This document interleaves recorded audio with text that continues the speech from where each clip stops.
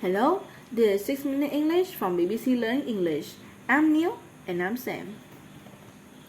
There was a huge crowd of people waiting at the train station this morning, Neil. When the train finally arrived, everyone rushed in and I couldn't find a seat. I hate crowds.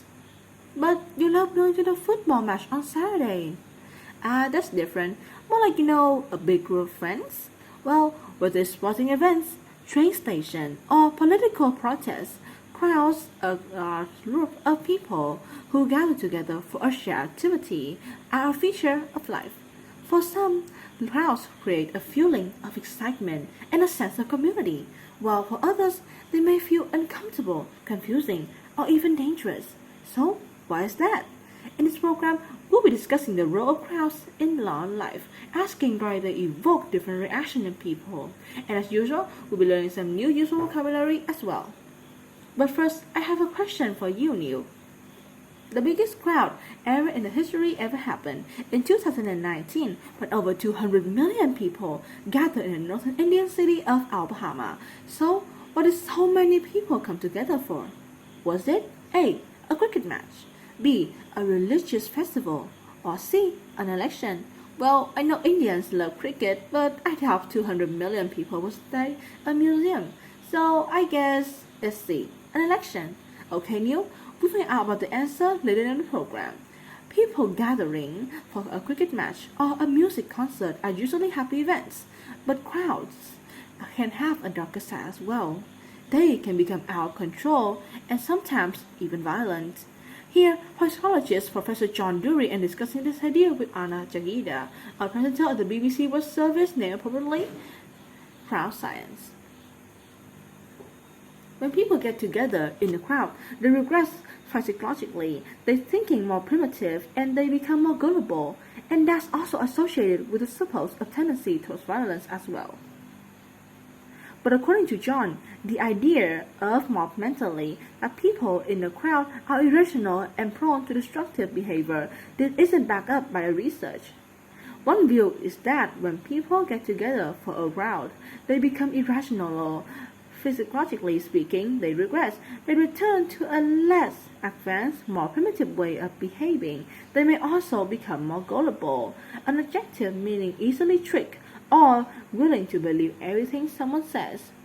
Connection to this phrase mob mentality, a tendency of people in a group to behave in the same way as others in a group rather as individuals. In crowds, people may do things they would never do alone, like steal or use violence.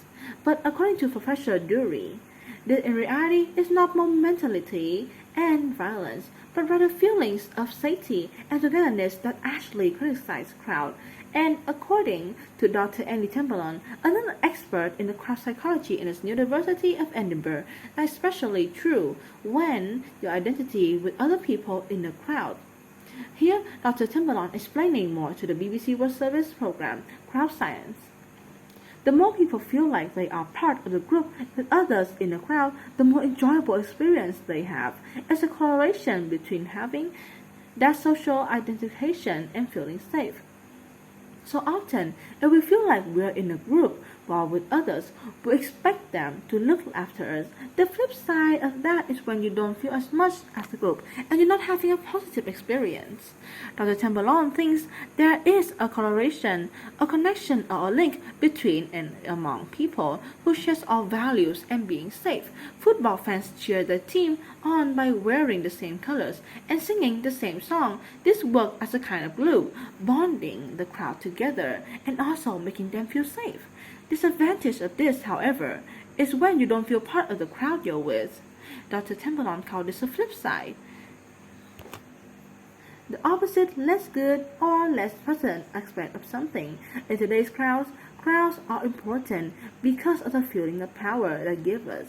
The one thing sitting alone shouting at the news on the television, but it's something else altogether to ask political protests with hundreds of demonstrations. Pulling that together, you can change the world. Maybe that's what everyone was doing in the 2019, right, Sam? Right, my quiz question I asked you, why 200 million people gathered in the Indian city of Alabama in 2019? I guess it was to vote for an extension. Was I right? You were wrong, I'm afraid, Neil. In fact, the biggest crowd in history has ever gathered at a Hindu religious in Kumbh.